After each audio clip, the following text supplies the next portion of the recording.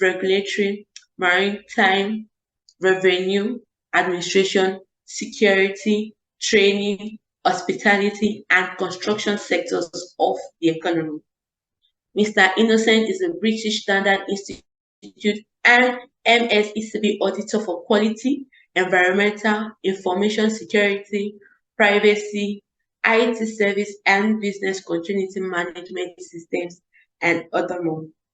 Mr. Innocent is currently the Managing Director and Chief Executive Officer of G2GFM Management Solutions Limited, an Excel Novate Limited firm that offers compliance audit, assessment training, and procurement services. Please welcome with me on this platform, Mr. Innocent Atase. Yes, Mr. Innocent, you're welcome. Thank you very much. Good morning, everyone. Great to be here. Good morning. Good morning. Yes, sir. All right. So thank you very much for that awesome introduction. And I want to especially thank everyone for joining, while we have this conversation. All right. So at a time like this, it's crucial or extremely important that we have, conversations around, risk-based thinking. All right, so I think we'll dive in the next few seconds. Share my screen. Okay, I believe you can see my screen. Yes, sir. All right, so if you can hear me, can you please indicate in the chat? All right, let's know we are here. All right, thank you very much for joining. If you can hear, you can indicate in the chat. Thank you very much, Messi. Gosa, yes, thank you. All right, so you can indicate by a wave of hand. You can just put in a word. Okay, so we know we are here together. Kenneth, thank you very much. All right, so we expect others to join as we move along. This is a business hour, so I understand that people would have to juggle between, attending this webinar and, attending to their day task. All right, so today we'll be looking at ISO 9001, enhancing quality management with risk-based thinking for SMEs. All right, so risk is part and parcel of life. All right, so you cannot accomplish or achieve any meaningful, goal or objective without taking risk. Okay, so it's imperative at this time to discuss, for us to discuss, risk as it applies to, implementing a quality management system or running your business. All right, because it's not business as usual. We have, several factors that, have contributed significantly to how businesses, operate. And there is no guarantee anywhere that because you have set up your business, then definitely you thrive. You would thrive, by default. No, you have to put in efforts. You have to show commitments. You have to do what it takes to ensure that you stay afloat. You have to do what it takes to ensure that you increase, you gain grounds, or you increase your market share. All right, so if you can see my slides, key principles and requirements of the ISO 9001 2015 standard. So our reference document today is the standard, the ISO 9001 standard, which happens to be the most popular international standard for quality management. All right, so please quote me anywhere. If any organization or individual talks to you about quality management and it does not make reference to ISO 9001, then they have not started. All right, so worldwide, even if you go on Google today and you type the most popular international standard alone, you see 9001 would pop up.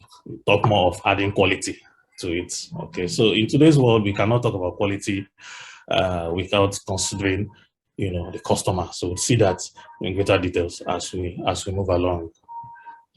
So this standard happens to be in its 5th edition. Okay, and the 5th edition was released in 2015, I think September 2015, which happens to be the most recent. Okay, and the only relevant edition as of today. So this quality management system standard actually came live, or came into existence, I think, in 1987. So we had the 1987 version. Okay, it was previously a British standard. Okay, and of course, was converted to an ISO standard in 1987 and moved on to a second edition in 1994. We had 2000, 2008, and here we are today, with the 2015 edition of the standard. All right. So the requirements of the standard applies to all businesses. So don't say I'm not a Dangote yet, or I'm not a bank, okay, or I'm not my organization is not that big. Even if you have implemented for organizations that just have only 3 employees, okay. So and those 3 employees, of course, went for trainings, all right, for them to understand these requirements. Okay. So this is a very good opportunity for you to understand and know what 9001 is all about. And of course, we're managing a very good platform. Okay, standards and best practices has all it takes to offer, that's training. All right, so the requirement applies to all businesses. The interesting part of this standard is that it's a business document, so it can be adopted, by any organization. Unlike the previous edition of the standards that was more technical, it was more on the technical side. So it was, I think, mainly factories or manufacturing organizations and a few those in healthcare that could really understand and implement at that time. But fortunately for us, 2015 edition of the standard, like I said, is more of a business document, so it's easy for every organization to adopt. It's a customer-centric standard. So the keyword in that standard is customer. All right. So the focus here is to ensure that you meet customer requirements. You meet customer requirements. So that's the first level. Okay. You don't remain there. You enhance customer satisfaction. So it gives you an opportunity to have repeat businesses, retain the customer, meet customers' expectations, explore several options, increase your packages, okay, or your line of services, okay, to ensure that, the customer experience is optimized. And most importantly, address future needs. Okay, so the standard is aware, let's put it that way, that the fact that you are running a business today is not a guarantee that you'll be in business tomorrow. So many organizations that started, we all know, okay, are nowhere to be found today, for one reason or the other, which could be attributed to internal issues, external issues, risk that, they were not able to contain. All right, or they were not able to understand opportunities they were not able to harness at certain points, in time. So the standard wants you to understand, okay, that you need to meet customer requirements, you need to enhance. So the question, I'm satisfying the customer now, supposedly. So will I be able to have what it takes to meet customers' needs in the future? So you see why this standard is extremely important. So if you want your business to stand the test of time, you want your business to outlive you, okay, then you need to embrace ISO 9001. All right. So like I said earlier on, there are several opportunities associated with implementing the standard. So this is just a few that I had to highlight here. Okay.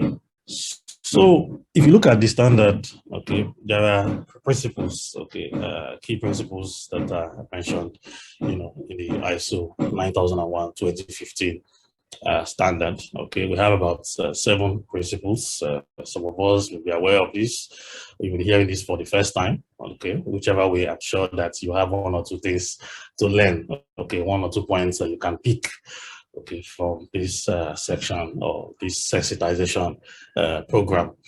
All right, so you can see the top on the list is customer focus. Customer focus. So that tells us that customer is king, and that tells us also that customer no cost. If you don't have customer, of course, yeah, you will not be in business. Okay, so no customer, no business, like I said. So for an organization to thrive, then you'd have to not just know your customer, but you need to understand your customer. All right. So understanding your customer requires, you know, you go in the extra mile. All right. And that's why we are here to discuss risk-based thinking to help you understand, know how best, you know, to explore that opportunity. All right. So customer is central to, you know, your business operations, to meeting, you know, quality requirements. So what that means to us is that a definition of quality, you cannot have a profound definition of quality in today's world without making reference to the customer. So that means if you develop, if to you become a best product or the best service, if there's no patronage, then how do we define quality? Okay, so you cannot have a definition today without making reference to customer. So you have to see to show that you understand, you know, who the customer is, and of course they are able to give you feedback. Yeah, share their views regarding, you know, your activities, your services, and products. So leadership. Um, Leadership casts the vision. Of course, you know the implication of not having good leadership. We are all witnesses. Okay, for those of us that are in Nigeria, all right. I think even in Africa, it's like a plague. Okay, so it's very common for you to find institutions where, but I see that the narrative is changing. Okay, so it's very common to find institutions where we don't have leaders who have clear-cut vision, or you don't have leaders who cannot tell you categorically where they are going, or they're not able to share, you know, or distill, you know, their ideas, you know, in such a way that their team members can pick, you know, get that information and, you know, run with it. So you need leadership here, okay, for decision making. If leadership is not involved in the implementation, okay, of the quality management, then of course that will be considered failure on arrival. So we need our leadership to be actively involved to ensure that they're able to come up with strategies, you know, set up the right job, able to, you know, cut across the entire organization so that every player will be actively involved. Okay, so the next point here is involvement of people. Involvement of people. So permit me to refer to the word team. T-E-A-M. T-E-A-M. Okay, T-E-A-M. That's together everyone achieves more. Together everyone achieves more. So you cannot achieve all alone. All right, you cannot work. We call it solo. So you can, if you work alone, you know, like a Chinese proverb would say, you can go fast. Okay, but if you work together, you can go far. So it's a far that is our emphasis here. All right, so you're being able to address future needs. You're being able to be on this journey, you know, to be on the long walk, right? Your ability to be sustainable as an organization. So you need people, okay, with the right skill sets, people who can understand, add, contribute their own quota in terms of value, you know, to the business.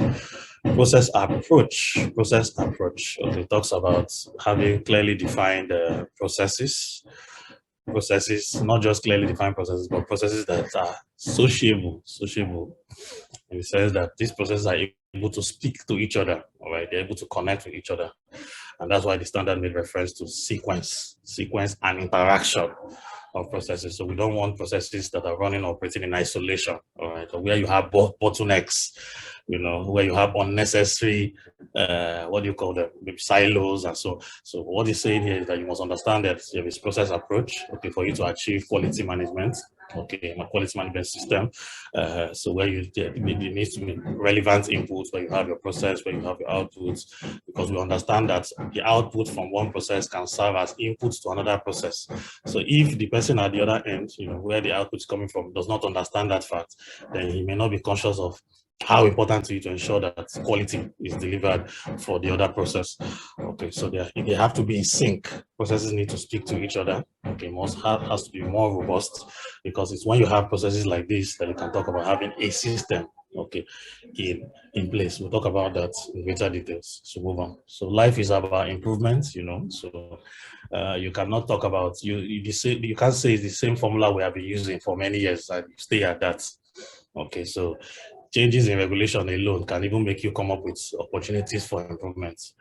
Okay, so market forces, you know, what have you. So improvements, is part and parcel of life. A lot of things are bound to change, and because change is inevitable, then you must come up with what improvement. So someone used to say that the largest room in the world is the room for improvement, and you have that improvement opportunity doesn't necessarily mean that improvement opportunity will come from the top. Okay, so we've seen opportunities that came from those on the shop floor, even the gate man, a cleaner, and so on and so forth. All right, so we must be open to improvement, to improving our systems. Okay, evidence-based decision making, very important principle. Evidence-based, so you don't base your decision on gossips or on hearsays, all right? So it must be evidence-based. You must get your facts right.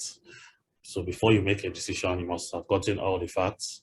Okay, so you must have your monitoring, measurements, analysis, and evaluation process in place for you to be able to ensure that, okay, the reason why we ventured, the reason why we decided to go into this product line, the reason why is because we have done the necessary risk assessments.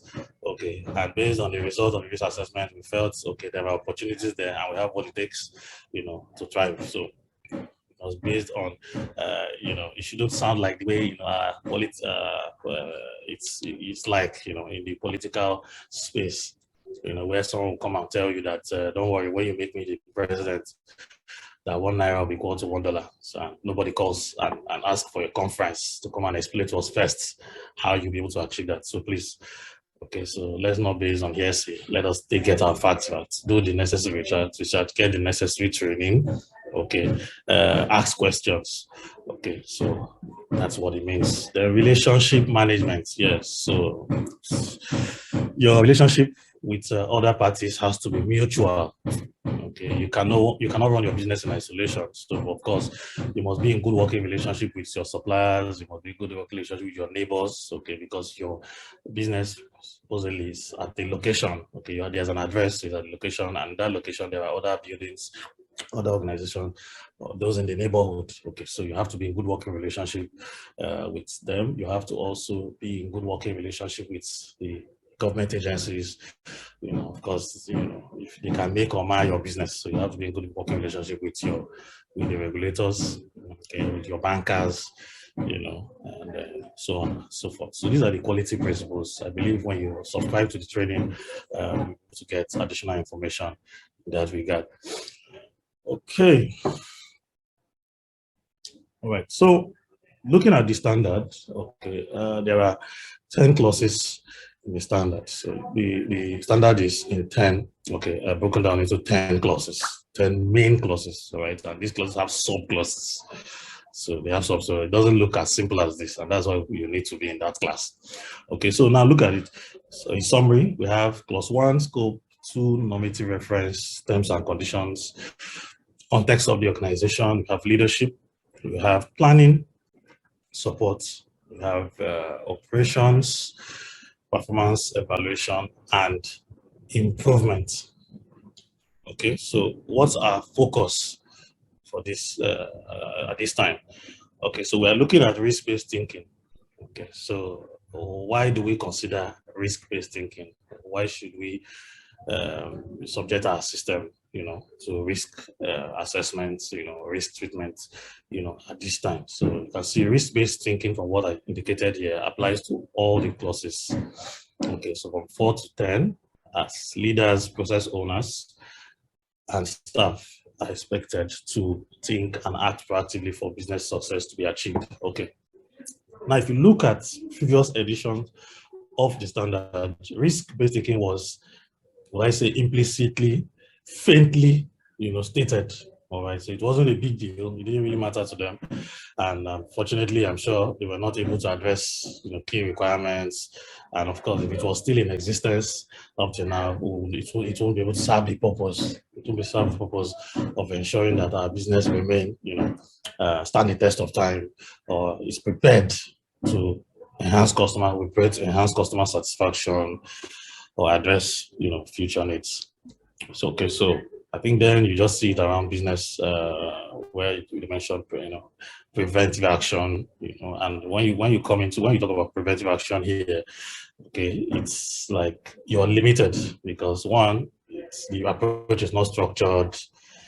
you're not giving room for collaboration. All right. So by the time we look at these concepts, okay, in greater details, you'll understand. So now looking at, fortunately for us, this current edition of the standard pays so much attention to risk-based thinking. Some will tell you that, it mentioned it in clause 6, some will tell you it's only in clause 7, and so for me, auditing management systems, across several clients, supporting implementation, because what I've been doing most of the time to audit and to train. Okay, so but what we see at the end of the day is that you cannot make any tangible progress or meaningful progress as an organization without having that, dashboard, or understanding your risk profile, or knowing what your risk capacity, your risk tolerance, or your risk acceptance criteria are. Okay, so let's see how it applies here. Okay, so looking at the 10 clauses, of course, clause 1 talks about the scope. It explains to us what the standard is about, which I had already mentioned to you. When the organization demonstrates its ability, to meet customer requirement and enhance customer satisfaction. Then we have normative references. So if there are other documents, terms and definitions, other documents that's vital to meeting that requirement, okay, that they want you to visit or for further knowledge reading. So we have terms and definitions. You know what that means. Terms and definitions like your dictionary. Okay, so the actual work starts from 4. Okay, so from 4 to 10. All right, so how was risk-based thinking taken into consideration in clause 4? Okay, two mentions. So clause 4 is in 4 parts. Okay, so when you look at clause 4 closely, 4.1 talks about the organization, states that the organization should determine external and internal issues that can affect its ability to achieve the intended outcome. So what are those factors? What are those uncertainties? What are those issues that can stop you, that can slow you down, that can prevent you from achieving your intended outcome? So that is a risk-based thinking. So it wants you to sit down and consider from the external point of view and looking internally. All right. So what are those factors that you think if we don't know them, we don't manage them effectively, okay, we will not be able to achieve, okay, intended outcome. So first mention. So in clause 4, when you look at clause 4.4, okay, clause 4.4 tells us to define our processes. Process for finance and accounts, process for accounts, for admin, process for human resource, process for production, what have you, customer success, and so on. So it tells us to define our process. So in the process of defining our process, if you read that section 4.4, it tells you that you should address risk and opportunities. Okay, and that's why when you look at the SOPs of certain organizations, you see a section that is dedicated to risk and opportunities. Okay, not bad, right? So it tells us in that section that we need to address, okay, risk and opportunities. So while you are defining these processes, please don't overlook the importance of understanding and addressing what your risks and opportunities. So that's for clause 4. If you look at clause 5 talks about leadership, okay, that top management, okay, it's expected to demonstrate leadership and commitment. You see what I said about leadership, all right? So everything rises and falls on leadership. All right. So if there's an issue with leadership, it will affect implementation to a large, to a large extent. Okay. So in clause 5, okay, that we talks about leadership. It says that top management shall demonstrate leadership and commitment by. It mentions certain points. One very important point that was mentioned is by promoting risk-based thinking. So leadership is expected to promote risk-based thinking. So don't leave it for the risk department. That's what he's saying. Don't leave it for the ISO coordinators or champions. No. So top management is to promote it. So they are supposed to give the necessary approvals, budgets that is required, meetings that should be held where they need to be properly represented. Okay, whether the MD or a member of the senior management who should be, okay, in that meeting. All right. So when they appear in that meeting and they give the necessary support, all right. So it will be easy for us to arrive at our risk acceptance criteria.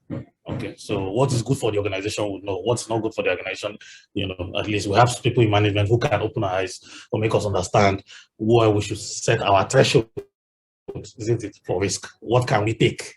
What can we manage? Okay, what kind of risk do you think will not be necessary for us to consider, at this time, or what risk do you think we can consider, but we need to apply, relevant controls. You see, leadership is important. Leadership, so, and I'm glad that the standard made it clear that for risk-based thinking to become a culture in the organization, leadership has to take charge by doing what? Promoting, risk-based thinking. You go to clause 6, okay, clause 6, you see it talks about actions to address these opportunities. Of course, that's the hub, and everybody would generally run to clause 6 and say, yes, because you said risk-based thinking, then it's clause 6. No, okay, all the clauses, and I'm going to take you through this one after the other. So if you look at clause 6, it says actions to address these opportunities. What is the first sentence there? He said, when planning for the quality management system, in other words, while you are planning, so you don't risk-based should not be an afterthought, or risk management should not be an afterthought. Planning at the stage of planning, at the point of planning. Okay, so we have our process approach: plan, do, check, act. So you plan, you implement, you check if you're on track or not. If you need to make some adjustments, then you improve, continually improve.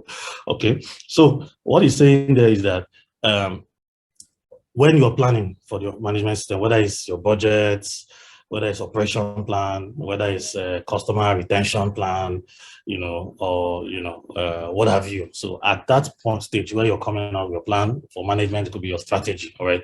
So as you're coming up at that point, you need to take this into consideration. So when planning for the quality management system, that the organization shall identify and address risks and opportunities so as to give assurance that the management system will achieve the intended outcome, prevent undesirable effects, and achieve improvement. So that's exactly what you see, there in the standard. So while we're planning, at the point of planning, okay, we need to ensure that the necessary risk management or risk assessment is conducted. We need to be sure that, okay, we have the most recent risk information, okay, from our organization that will aid our planning, okay, that will aid planning. So it's extremely important. Now, what about clause 7? Clause 7 talks about support, okay? Clause 7 talks about support. If you look at 7.1, for example, it talks about resources, and it says that the organization shall determine and provide the resources needed. What do you have to say about resources? Resources, of course, number one, is scarce. Okay, so no organization on earth, whether it's Apple, okay, the most capitalized organizations on earth, Apple, I think Google, Meta, for example, and what do you have again? Amazon. Okay, so this, as big as they are, okay, they still understand that there are limits. Okay, so because we know and understand that our resources are scarce, then we need to prioritize our spending. We need to prioritize our investments. So what assurance do you have, okay, that if we go this way or go the other way, based on our current budget or based on the resources at our disposal, that it will yield, maximum returns or optimal returns on the long run? Okay, why do we go left and not go right, or why do we go right and not go left? So that thinking is what's called risk-based thinking. So you don't just get the resources and just throw it out anyway, or based, like I said, based on hearsay or based on sentiment, and we just throw it that way. No, it doesn't work. All right, so you need to sit down while you are allocating resources as well, to consider what the implications of wrong planning or the implication of not considering risk-based thinking in your planning and implementation. Yeah, so clause 8 is on operations. All right, so if you look at clause 8 operations, it talks about the different kind of operations that should exist, in the management system. So whether it's customer requirement, the customer aspect, production and service provision, release of product and services, you have design and development. And so these are the kind of things, that should exist under your department called operations, or it could be different departments all carrying out operations activities as it were. Okay, so what is it saying there? So if you look at 8.1 closely, it says that the organization shall plan, implement, and control the processes needed to meet requirements. So those processes that are needed to meet requirements should be planned, implemented, and controlled. Okay, so it's like a continuation of what was mentioned in clause 4.4. Okay, so 4.4 and 8.1 are linked, directly linked. So you can see that, telling you that, see, you need to pay attention to planning, you need to pay attention and control of these processes, because they will not just give you the results you desire if you are not deliberate, about your planning, about your implementation, about the control. So you see, so in that situation, of course, for you to be able to achieve results, that you need to take into consideration risk-based thinking. Performance evaluation, very important. So performance evaluation, that's clause 9. Okay, so you see it has the aspects of, where you talk about monitoring, measurement, analysis, evaluation, customer satisfaction, so on and so forth. Okay, let's look at it, the beginning part of it. Take note, please. All right, so it says that the organization shall determine what needs to be monitored and measured, what needs to be analyzed and evaluated, the method for monitoring, measurement, analysis, and evaluation to ensure valid results. So what does that tell you? Valid results will not just come to you that way. So what methods do we come up with? Do we select? Do we go for that would ensure valid results and reliable results? So of course, we can't do that without risk-based thinking. Yes, the experts will tell you that. Okay, so you really need to sit down and say, okay, now we have come up with the plan. What kind of results do we expect to get? Our setting targets, and also we're coming up with our KPI, key performance indicators, or key risk indicators, or key control indicators, or control effectiveness indicators, or whatever what you call them, and say this is what the results should look like at the end of the day. So if we don't get exactly what we expect, what can we do? Is it acceptable? How do we go from there? So that's risk-based thinking. The clause 10, we have improvements in clause 10 that you need to improve the quality of your products and services. Okay, so that you can meet requirements, customer requirements, enhance satisfaction, and address future needs. Okay, and for you to be able to do that, it tells you that yes, where you need to rework, where you need to address non-conformities that may exist in your system, and so on. All right, so okay, so you notice there that once you have adopted risk-based thinking, the undesirable effects, okay, will reduce. So it's not that you will not have non-conformities in your system, okay, your process, but because you are more risk-oriented, you will not be making too much mistakes. Do you understand that concept? So you have sat down and said, okay, what can go wrong? Is that also, or what could go wrong? You've looked at it holistically and say, okay, even if there are failures, the failure rate will be very low. So we'll not have much issues to deal with at the end of the day. So that's why you can see risk-based thinking now at work in clause 10. So if not, if you don't do that, by the time you go to a place like clause 10 where it talks about non-conforming and corrective options, then you're going to have loads of it to deal with. Okay, so but once you're able to come up with your risk-based thinking, implement that, all right, you discover that you have little issues to deal with, right? Little errors and all that. Like we have no perfect system anywhere on earth, but at least you're sure that the deviations are still within tolerable limits that would still ensure that we achieve, the intended outcome.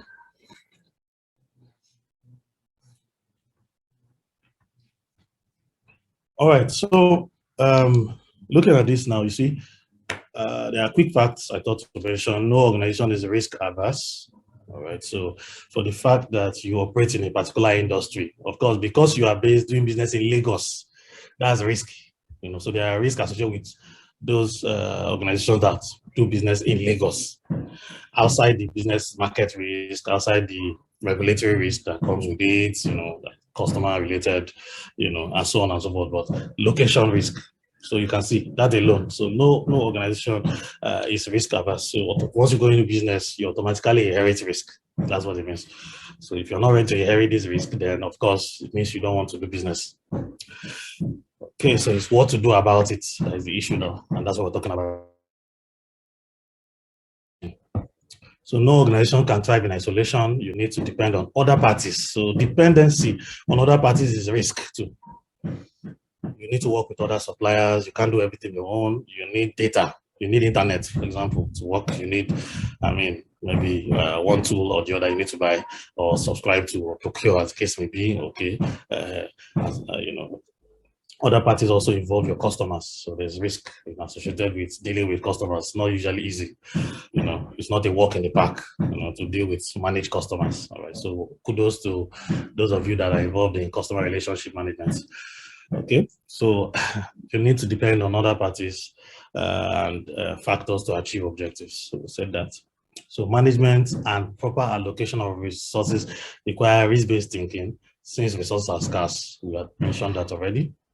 Now, the future is full of uncertainties.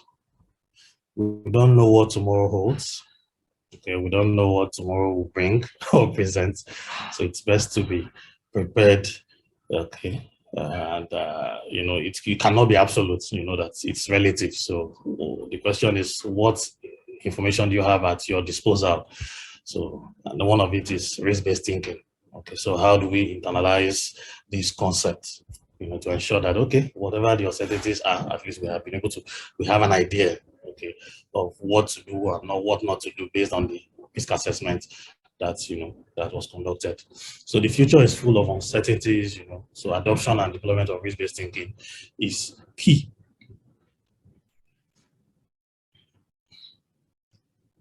All right, so we already talked about this. We don't want to bore you again. I think we talked about this one. All right, so looking at risk-based thinking now, what are the challenges, common top challenges? Yeah, so this is not limited, yes, particular to our climb here in Nigeria, very common. All right, so, but we have others who are joining from other parts of the country or other parts of the world. I believe it's synonymous, what's obtainable where you are. So key challenges faced by SMEs, one is access to funds. Resources are scarce, we already said that. Business patronage.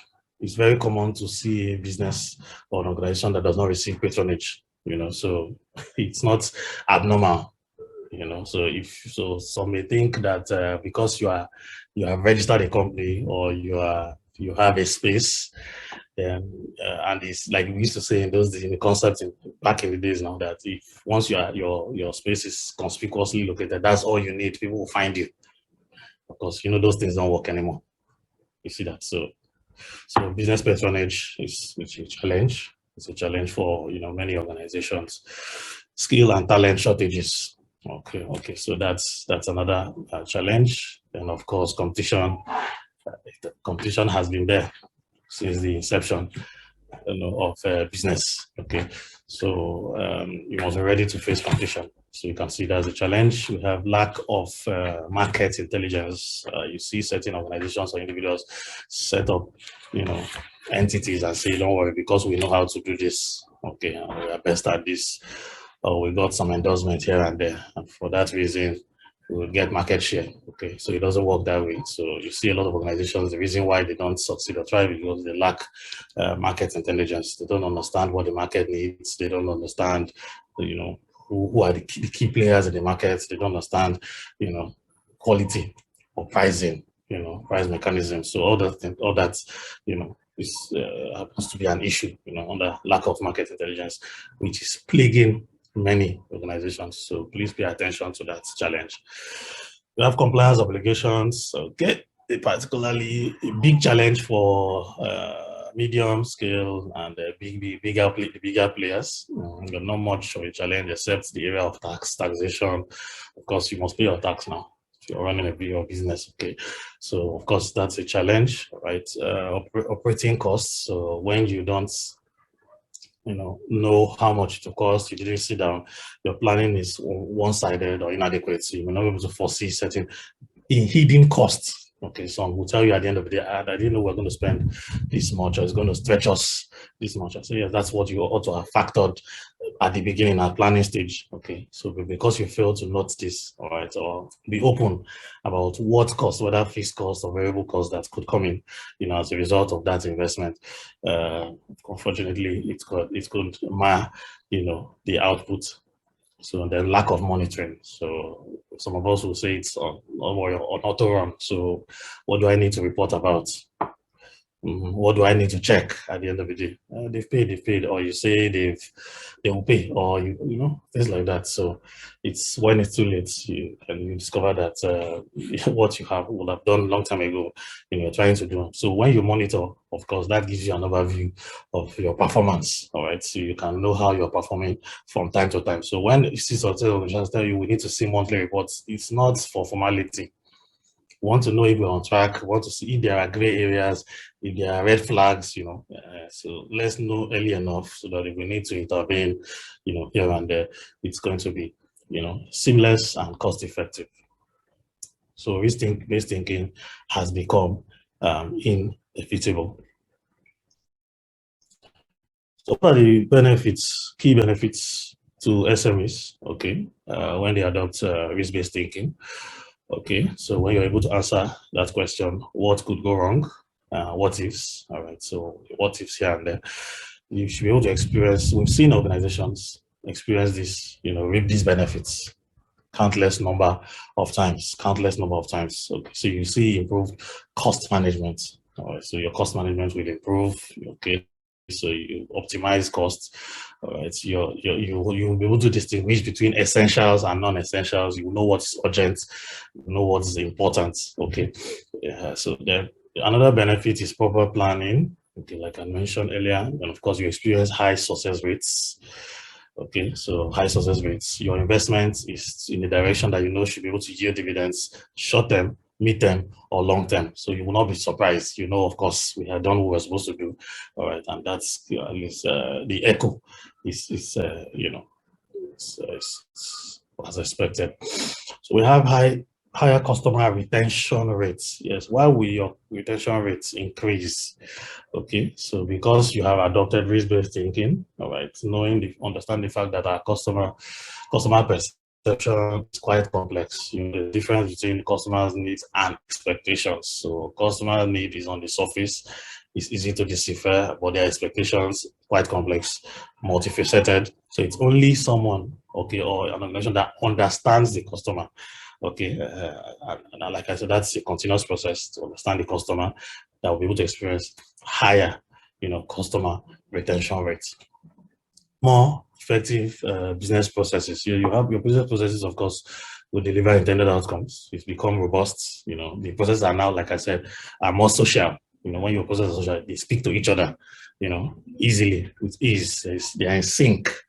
Okay, so your processes are synchronized, each other. So you see, that's what happens when you bring the key players to the table to understand how you can take the business forward by to using this risk-based concept.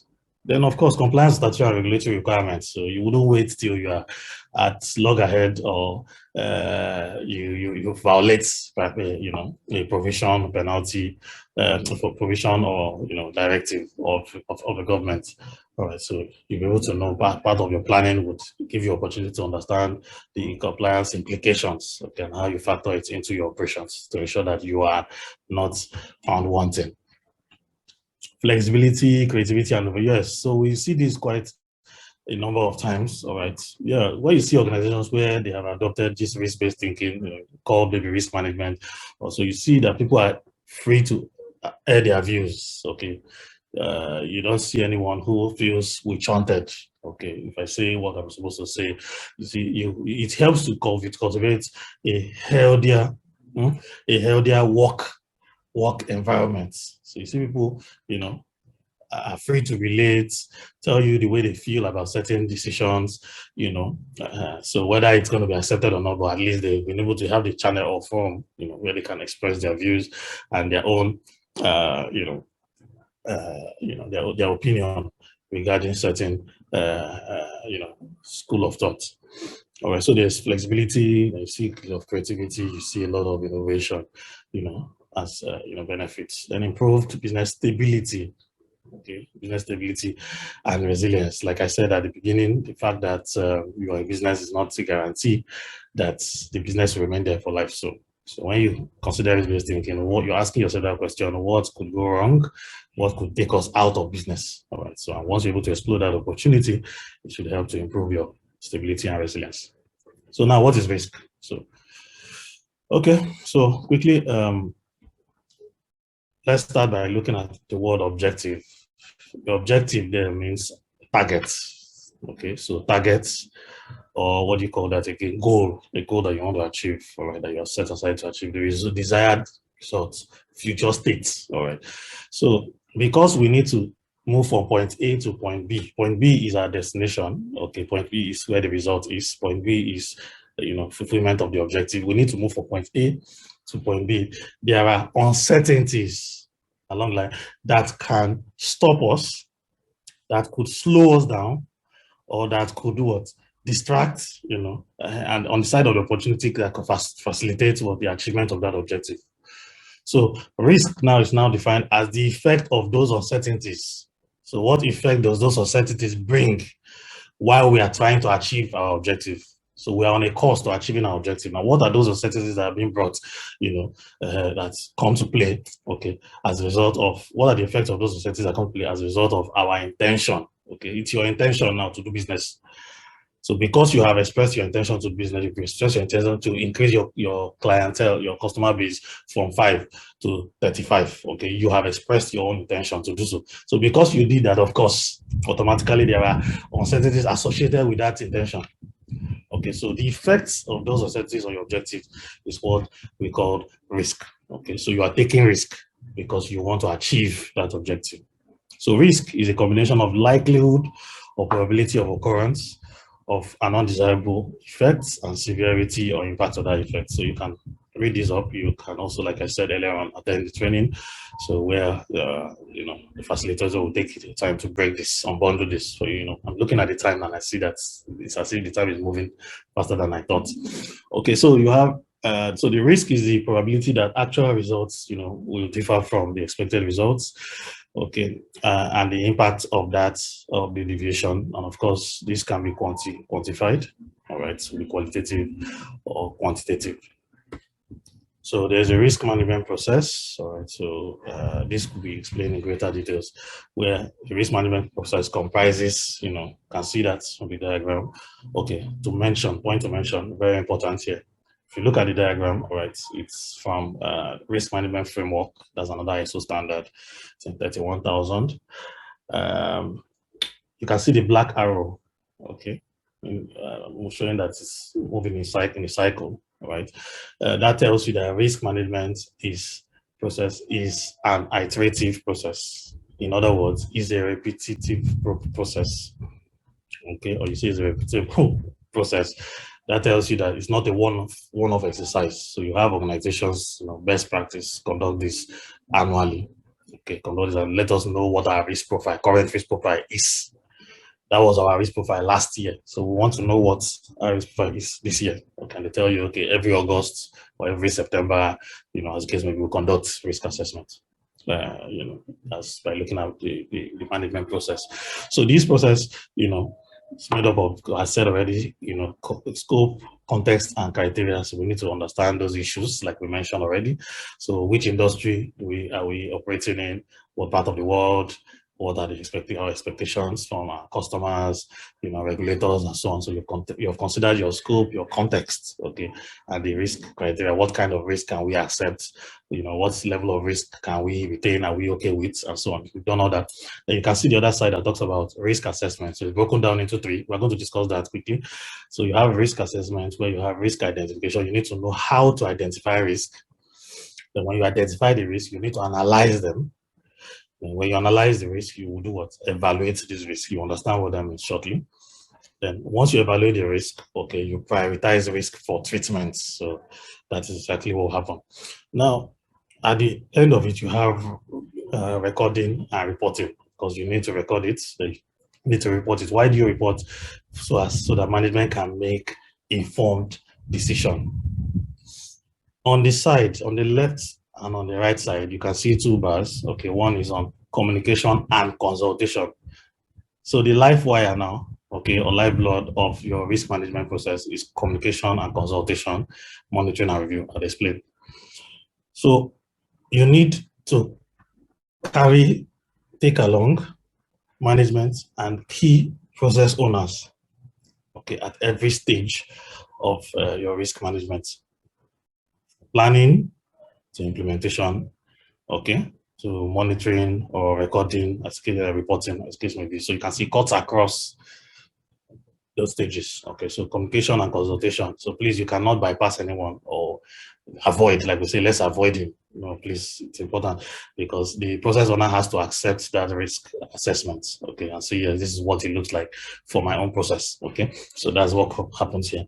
Then on the other side, you have monitoring and review. Okay, so yeah, someone has to, that's why you have different tools or software today, dashboards, okay, risk dashboards that certain organizations use that gives them an idea of what the risk profile is today. Okay, so what you are seeing today will be different from what you will see tomorrow and others. So it's automated. Okay, and the various players or process owners make their inputs on a regular basis. Okay, so that's where monitoring and review, and that can be done manually also by the dedicated maybe risk management team or those individuals that are responsible for coordinating, this activity. So risk assessment, we talked about risk management.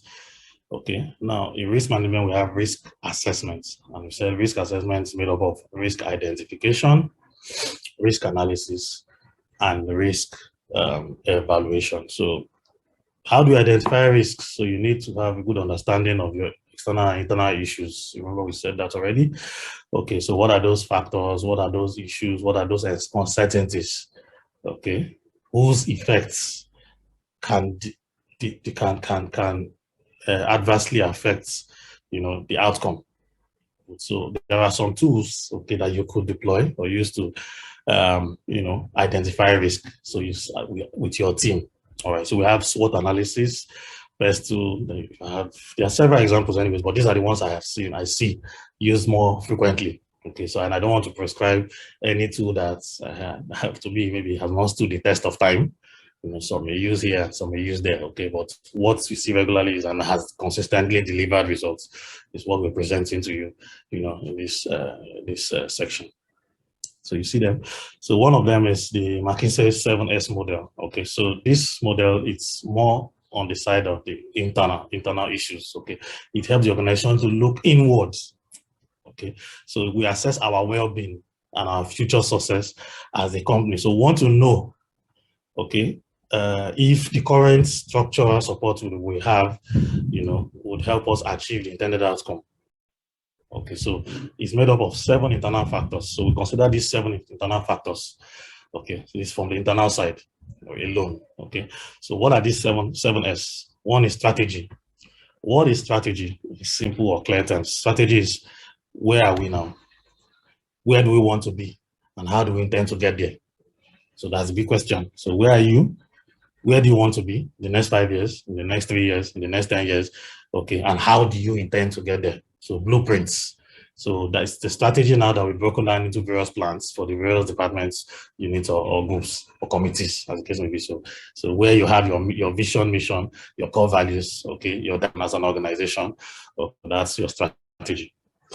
Okay, so what kind of structure do we operate? Who is responsible for what? Do we have clearly defined roles and responsibilities? Is there a reporting line? All right. Who takes the ultimate decision? So those kind of questions. So are there silos, or bottlenecks, in our structure? Do we need to review our structure? Okay. Are there conflict of interest? So if you want to address that, okay. When you look at the word structure and systems. So what kind of system do we have in place? We said that our system should be made up of processes that speak to each other seamlessly. So what kind of system do we have in place? Okay, are we able to get our results faster? Are we able to meet the customer's demand, or customer's expectation? Are we able to deliver value as intended? Are we able to, is it seamless in such a way that we can, is flexible to adapt to changes? So what kind of system do you have? So what are our shared values? Okay, what are your beliefs? Okay, what are your perceptions? Okay, so what are you known for? Your reputation. Okay, so that's where shared values come in. So once they mention your organization, what will customers say? What will people say about your organization?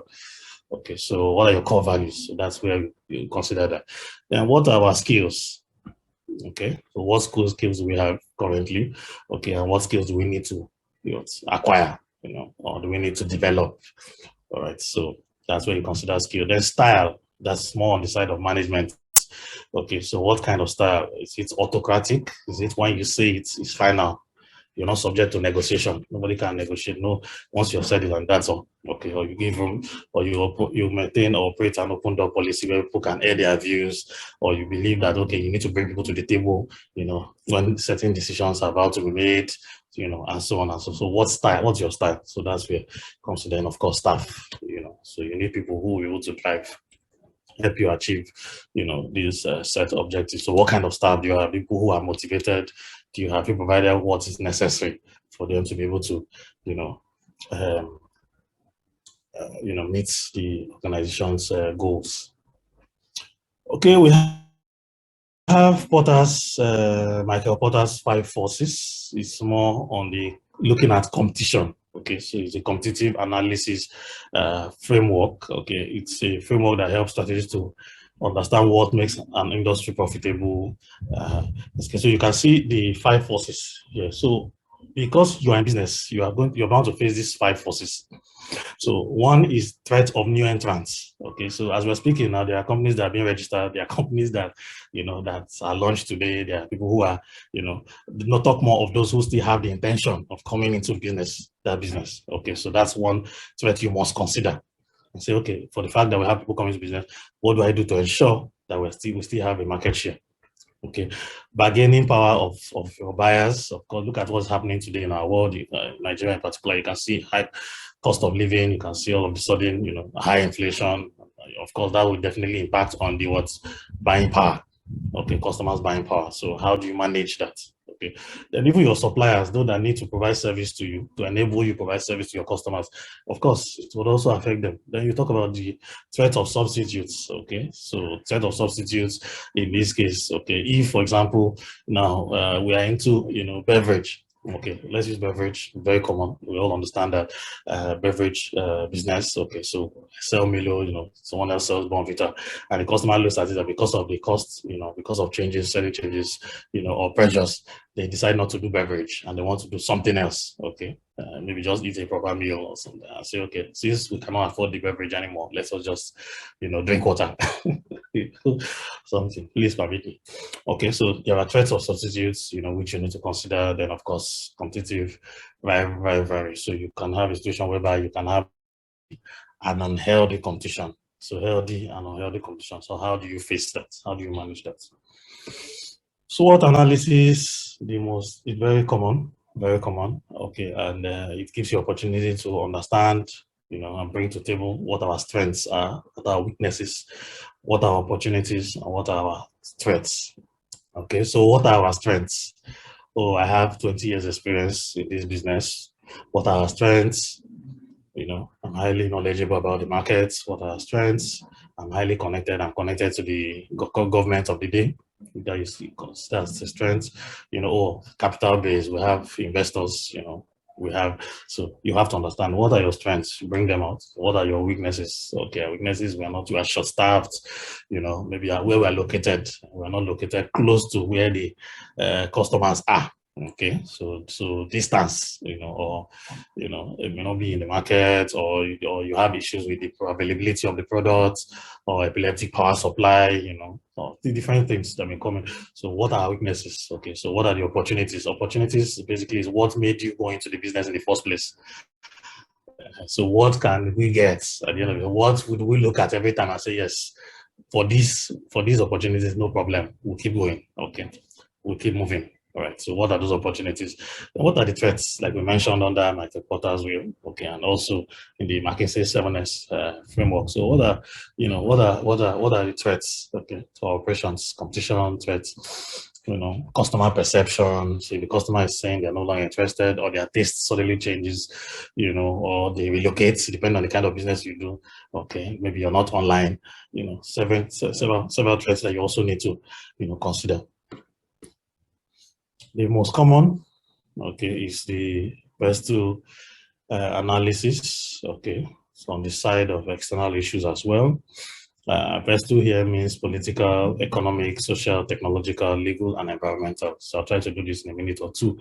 Now, you as an organization, okay, you decide to deploy this tool, it helps you think or understand what uncertainties we are faced with, okay, as a business on the political side.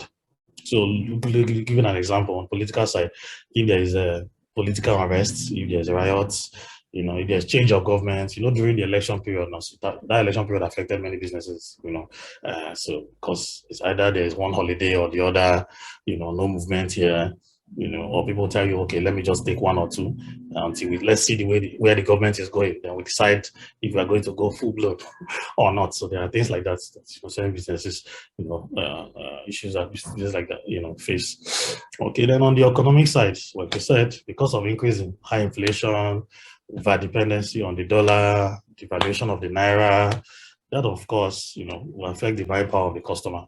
Okay, so those are how do you manage this kind of issue to ensure that you stay afloat and you continue to thrive as a business.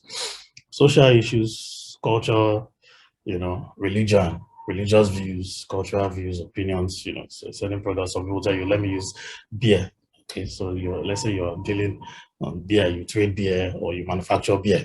Okay, so social issues here is that there are some parts of the country where you cannot sell your beer. That, so you must understand what to do so that you don't mass produce and deliver there and discover that it's all destroyed because of kind of belief. Okay, so you should be able to balance, the social aspect. Change in technologies. Okay, of course we are all witnesses to, that factor. All right. So what's obtainable today, like I said, the aspect of technology may not be the same tomorrow. I saw on the news, was it yesterday or day before yesterday, about the police force, the Nigerian police force, having an app. I don't know how many of you saw that VGS or something like that. That Nigerian police force now has an app. Okay, so if, for example, there is a criminal activity in your area or arrest or so, you can just chat them up, send a message, and they should pay. They should be right at that location in no time. Let's see how that works. Okay, but you can see if the police force can consider the importance of having technology, okay, aid their operations, then so why would we not scale up as well? So then you have legal, so where there are litigations around business, so you have for issues around statutory and regulatory requirements that you need to meet. So you have to understand that. Then environmental forces, okay, flood, fire and the like. So what effects do they bring, to our meeting our objectives? So you can also look at this, Okay, so those are the kind of tools that you could use. And of course, in deploying those tools, you cannot do that, like I said earlier on, in isolation. Right? So you need to work with management and the various process owners. So, and how you can develop questionnaires. Okay, then you can have brainstorming sections. So some of your meetings called review meetings where we sit down and actually discuss our risk. Okay, so the risk that departments, processes, to the business as a whole. Okay, then we can also participate in structured training sections. So like this, a training session like this. So there was an organization I think I remember wanted to do a risk assessment, and they noticed that they had some new people join the team and it's slowing down the process. So what they simply did was to find an organization like Standards and Best Practice, okay, to provide that training to them. So and said, okay, this is what we want to achieve. We want to conduct a brainstorming section for risk assessment. Okay, we discovered that many members of our team are not well equipped. So can you come up with a customized training for us? And that was something like this, that was presented, and everyone participated. As soon as they were done with the training, they handed over to the coordinators and they were able to conduct their exercise themselves and they got good results. Okay, so you see that. So participation in structured training sections is very important. Okay, then of course interviews. So from time to time, like we said, it's a continuous process. So you can keep interviewing, management and various process owners to continue to get up to date, most recent and relevant, current information.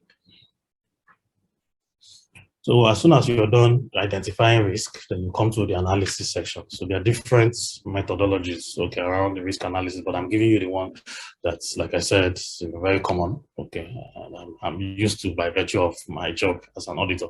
Okay, so you see, in many cases, we sit down and say, okay, we quantify, the risk.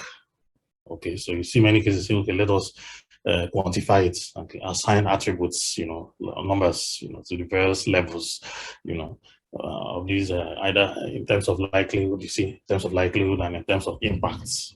So if, we said here that we want to place a particular risk, we need to know how likely, or what is the probability, or you call it chance, what is the chance that this risk will materialize? And if this risk materializes, what will be the impact of that risk? So you can see here we came up with two tables, one for likelihood and the other for impact. Then you can see also that under likelihood, you can see it's on a scale of 1 to 5.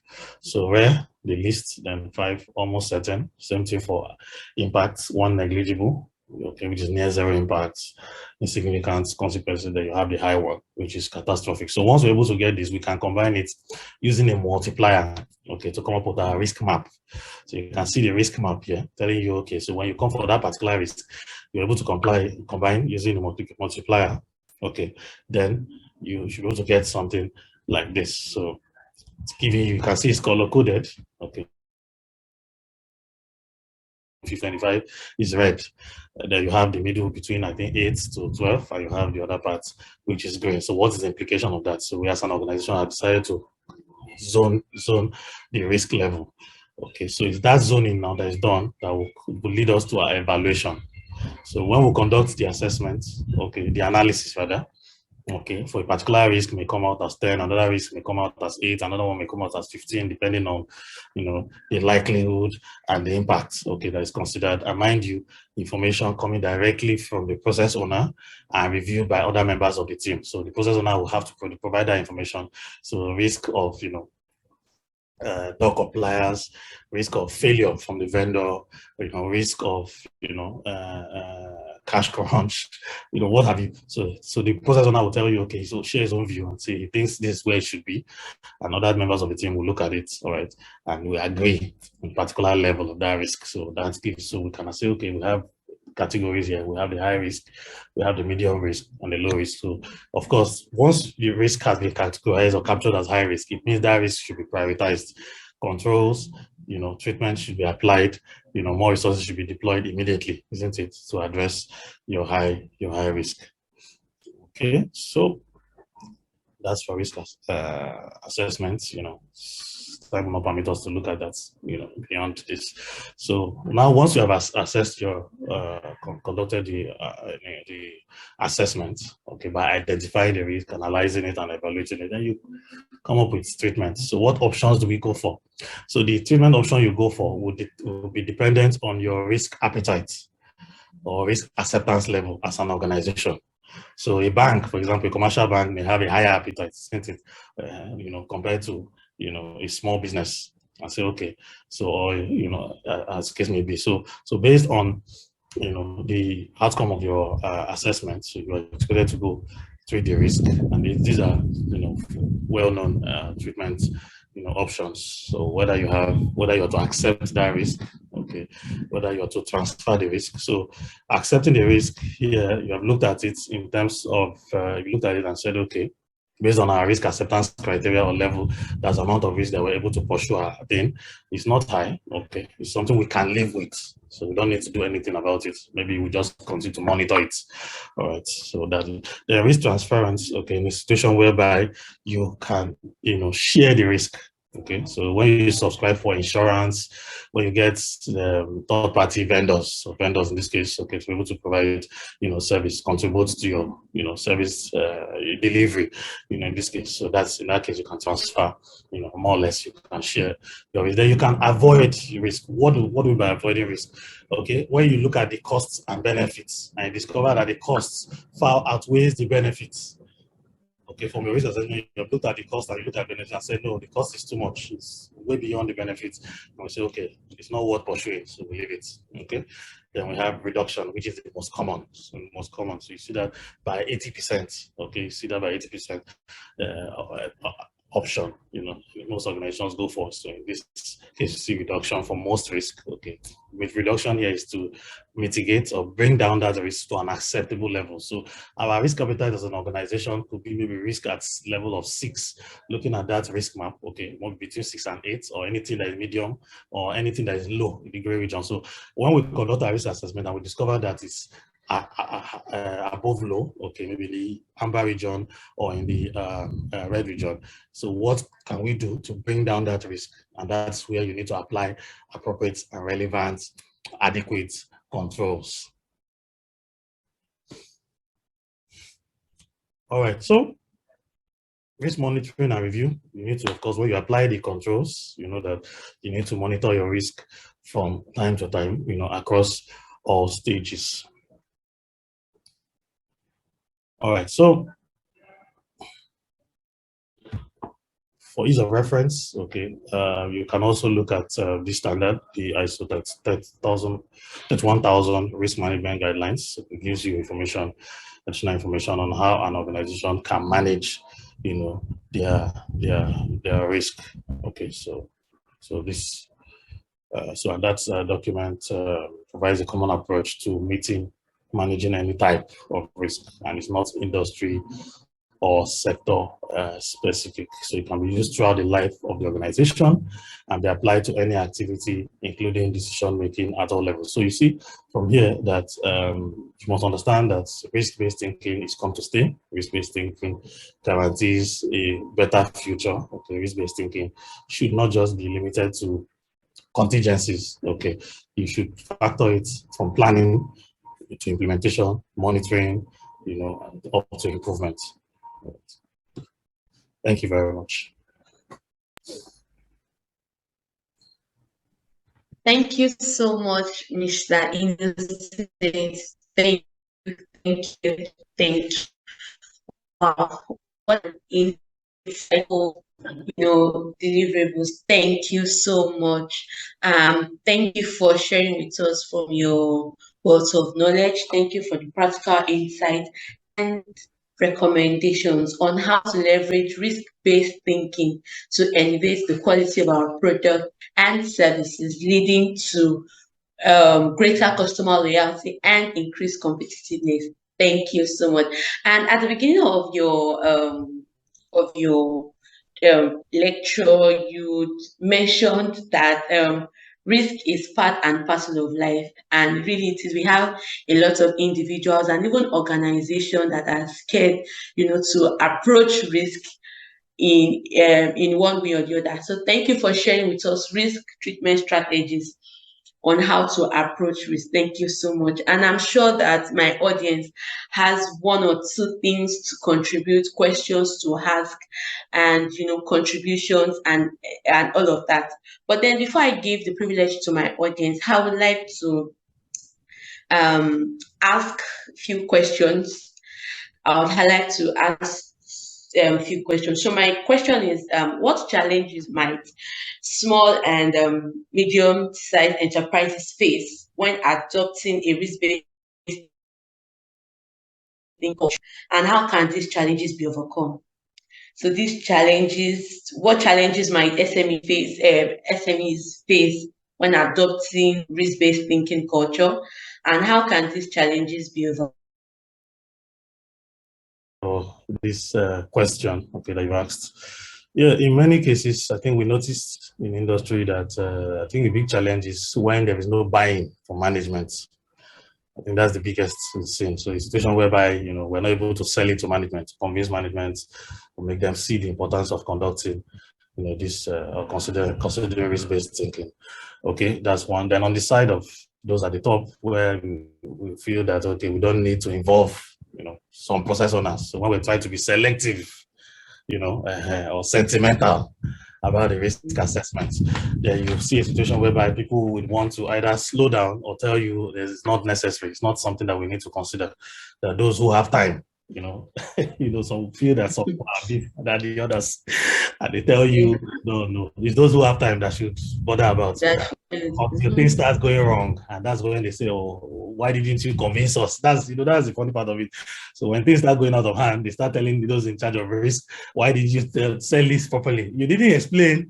I remember I go for all this sometimes. They tell you, "Don't mind them. They didn't explain it well to us. So we didn't know it was going to be like this," and so on and so forth. So that's where I think the bulk of the challenge,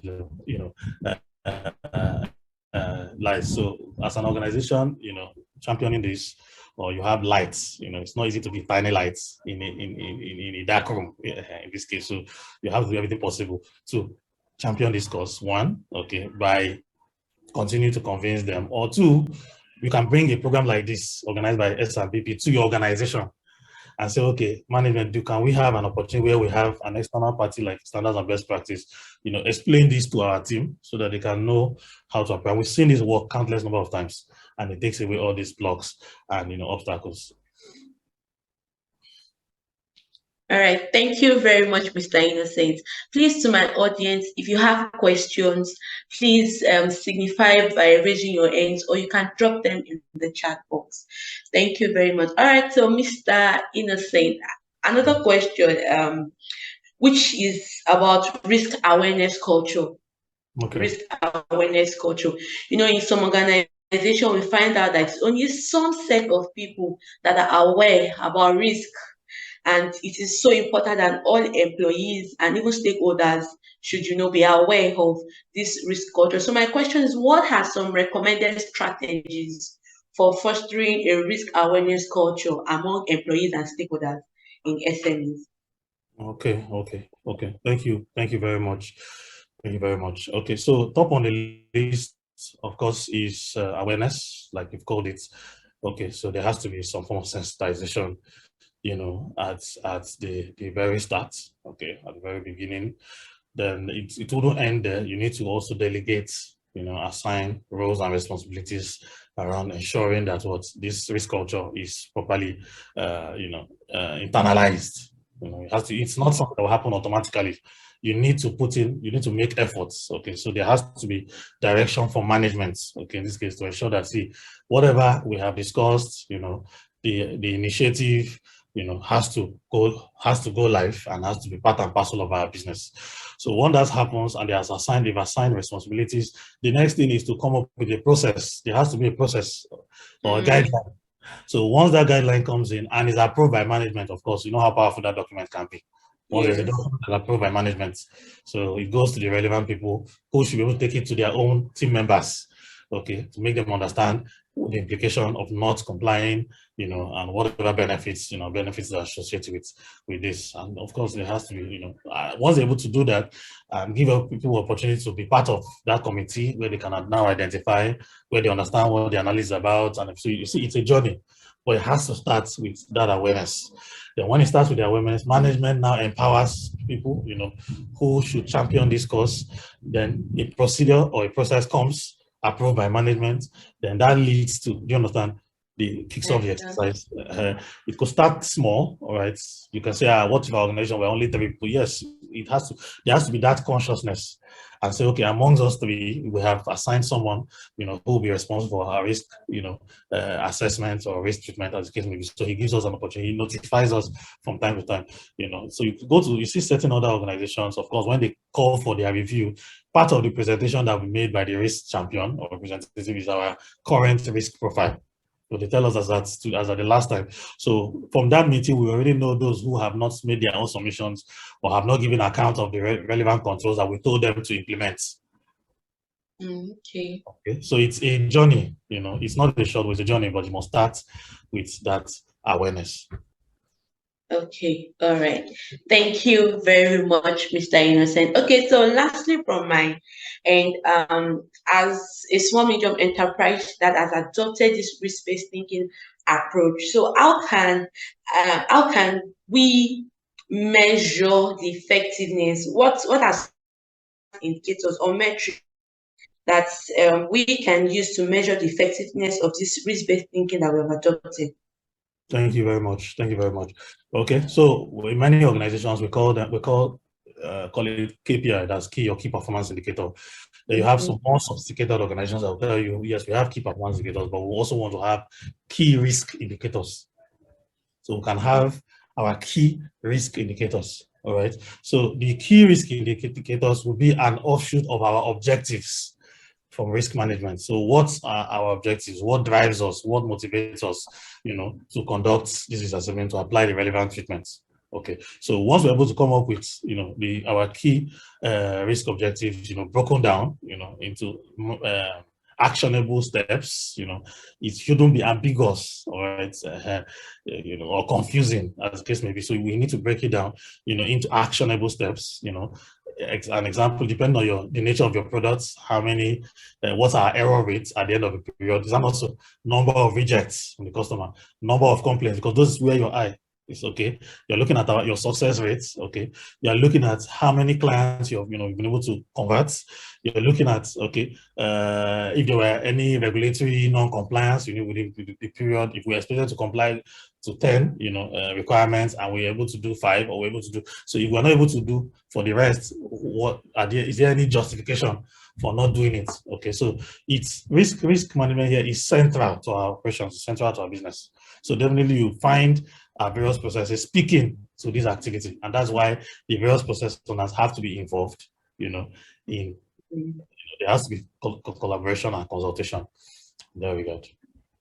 All right, thank you very much. So process owners have to be involved. All right, Mr. Kenneth, I can see you raising your hand. So please go ahead, unmute yourself and ask your question, please. Hi, good afternoon. Can anyone hear me? Yes, we can. Yeah, all right.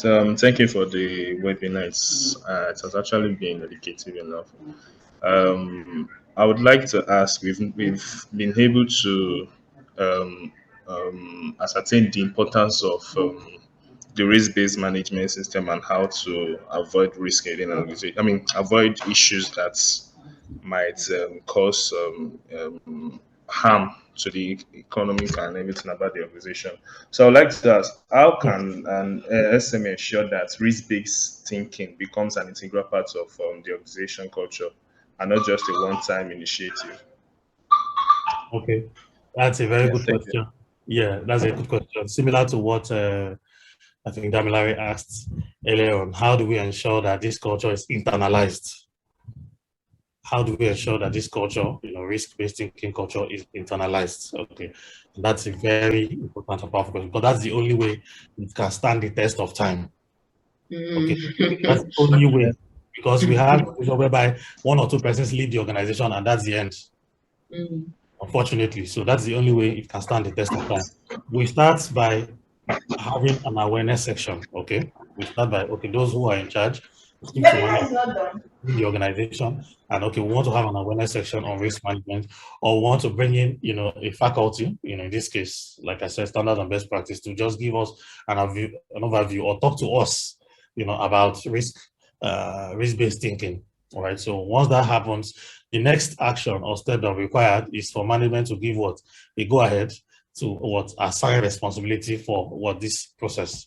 So who will be our risk officers? Who will be our risk managers? Some organizations that are a bit sophisticated will tell you they have a risk department.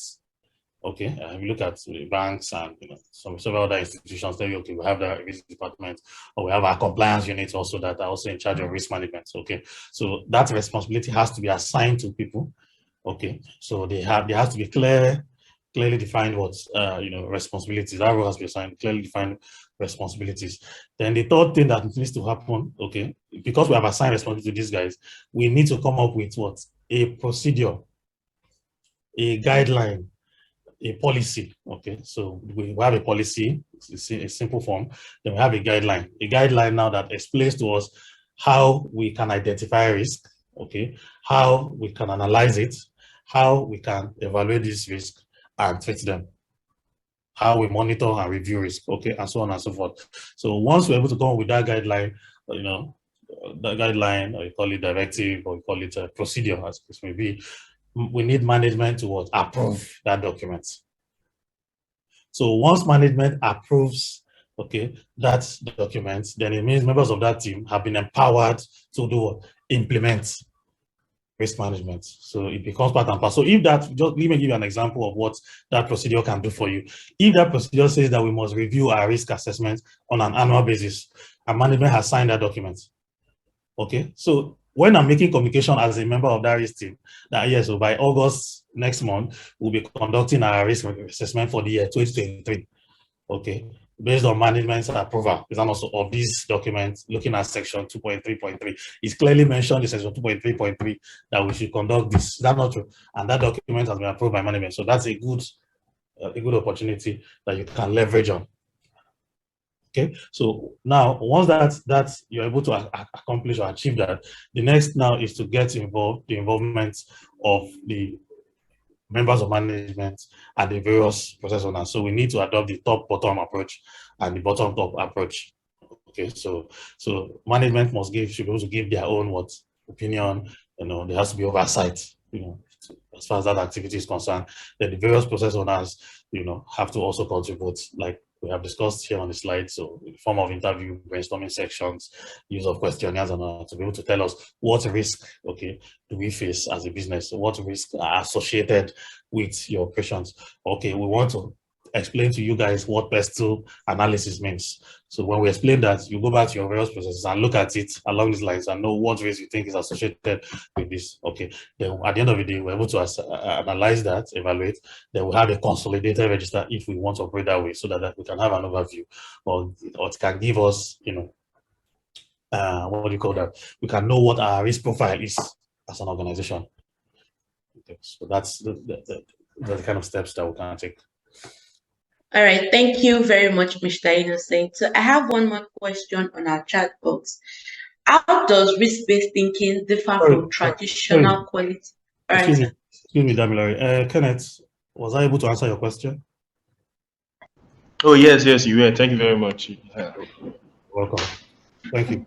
Go ahead, Damilare. All right, sir. So how does risk-based thinking differ from traditional quality management approaches? And what advantages does it offer for MSCs? Okay.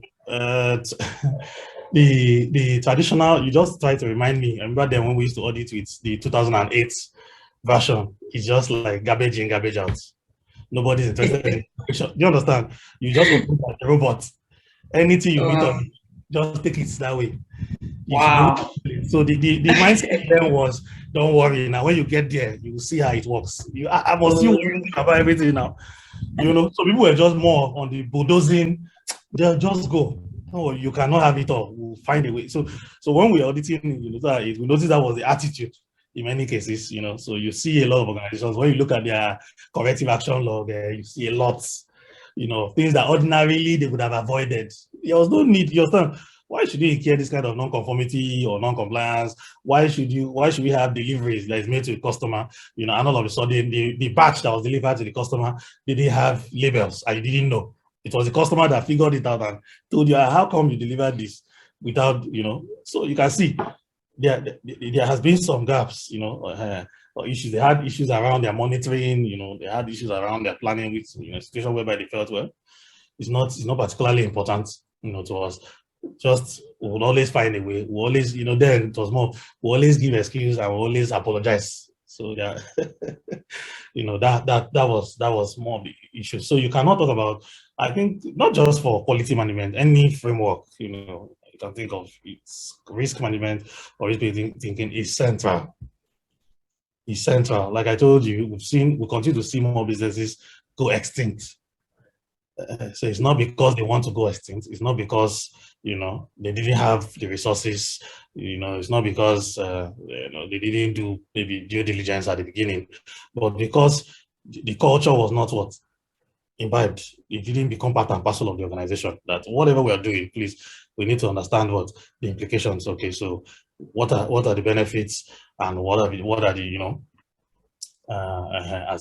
the consequences as against me. So that's what gives us the opportunity to conduct that. So for SMEs, yes, because we are supposedly a small organization, or maybe big or medium, as the case may be, you can start small. We said that already.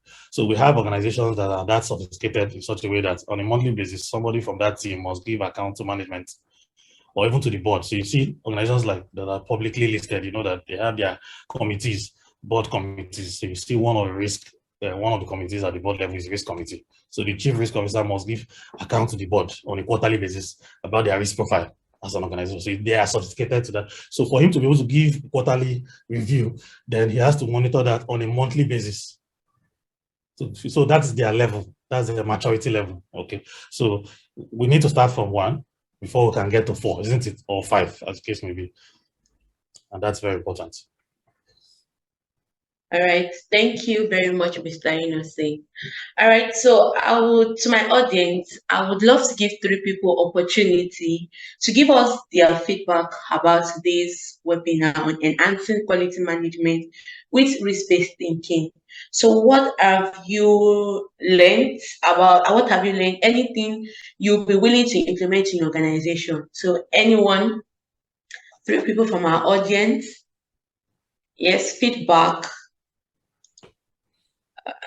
All right. I want to see hands up from our audience.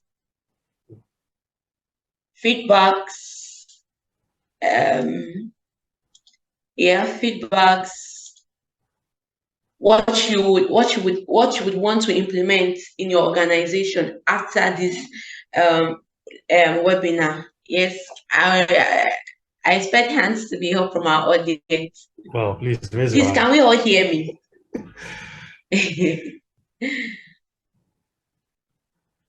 Can we all hear me?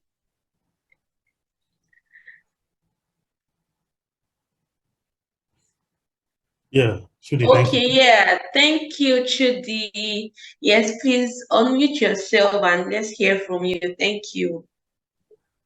Okay, hi everyone, and thank you, Mr. Innocent. Mine is actually a question, right? So I'm going to ask because you weren't reading it. So it goes to standard and best practice. So I had dropped in the chat box and I was asking if you have been able to certify any IOC. And if yes, what was the timeline? So Okay. I'm asking this because I was engaged in a meeting earlier in the week, and a colleague wants to drive this certification for our engineering department, right? But he had a clapback, kind of, Okay. because they feel it's a rigorous process, and Okay. we do not have that time. Okay. So I want to know Good question. if there is a short window that this can be brought to bear, right? Okay. Yes. Yeah. Thank you. Thank you very much, Chudi, for your question. Yeah. Of course, standard and best practice has what it takes, all right, to drive the process. Okay, it's not a problem in any way. Yeah, the reason is that we understand, that your work could be, quite involving. You may not have situations whereby you're able to bring people, especially a staff within the organization, they will tell you, no, this is not convenient for me at this time or at that time, and at the end of the day, you're not able to arrive at a conclusion. Okay, so but once you're able to bring in standard and best practice, okay, to this conversation, they will first of all meet with your management and explain to your management, benefits of having this in place and what it will take. All right, so in many cases, depending on how serious, okay, 3 to 6 months, okay, they should be able to give, a good, very good, give you very good results.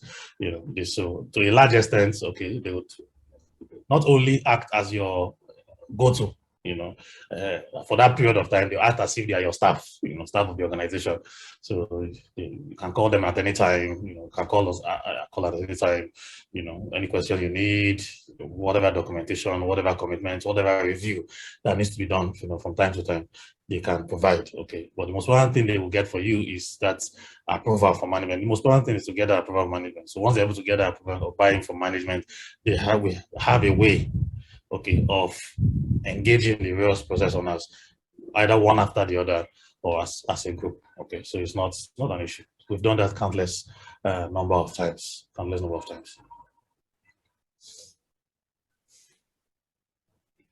right, Mr. Chudi, has your question been answered? Yes, partly though, but I was strategic when I asked if you've done it for an IOC. Reason being that there are different in IOCs, and I'm specific to name engineering. It's really okay. don't worry, you're looking at this concept as if it's not an engineering concept. Okay, it is in its entirety. Okay, so it's applicable to any organization.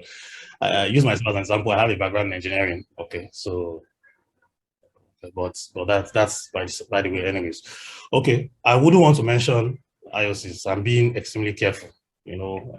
Our obligations. So I'm attached. There are so many strings attached. So I don't want to mention any particular name, but when you talk about IOCs, yes, we are at the top of that game when it comes to implementation and also assessment and auditing, including certification to these ISO standards. I can assure you. You can ask around, okay, and you would understand that we will come a long way, in this business.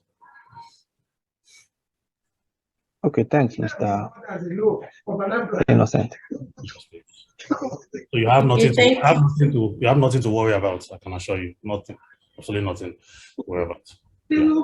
Okay, I might have to do you a mail, or yeah, you can send a mail to standards and best practice. I'm sure before the end of this section, Damilare will be sharing with you the contact information. So when you have further questions, okay, or you need help, with documentation or training at your organization, so you know how to go about it. I mean, within days you get your different response. Yeah. Thanks, that would be great. Thanks a lot. You're welcome. Yes. Thank you very much, Mr. Chidi. Thank you, Mr. Innocent. And moving forward, this webinar is being hosted by Standards and Best Practice. We're a certification body. We help individuals, professionals, and even organizations to show commitment and capability by giving validated education, assessment, and certification against globally recognized standards and best practices. All right, so I'll be dropping in our chat box our website. For more information or to know more about us, visit us on our website www.standardsandbestpractice. So for further information also, you can send us a mail via info@sandbp.net. Want to say a very big thank you to you, Mr. Innocent. Thank you for your time. Thank you for sharing with us. Really, it was a great experience having you here today. And to my audience, thank you so much for coming. Thank you so much. I know this is a business, but then thank you for taking our time to be on this call. And as Standards and Best Practice, we are presently running a promo, which is 3-in-1 promo, a 3-in-1 promo whereby you triple your savings with 20% off our S&BP certification. Yes, that's it on your screen. So we have a combo of 3 courses, either lead implementer, auditor, manager, practitioner. So you can visit our eShop to explore more of our free courses and premium courses, and I tell you, they are affordable prices. Yes, affordable price. So for those of us that don't have this is our first time, hearing about 9001, or you have an understanding of 9001 but not in depth, we have a free 9001 foundation certification course. Yes, so just visit our website and you would have it there.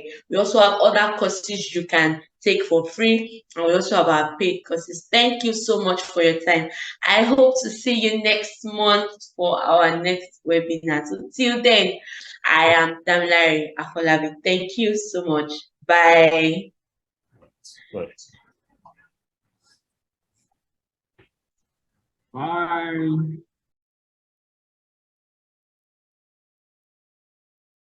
Bye.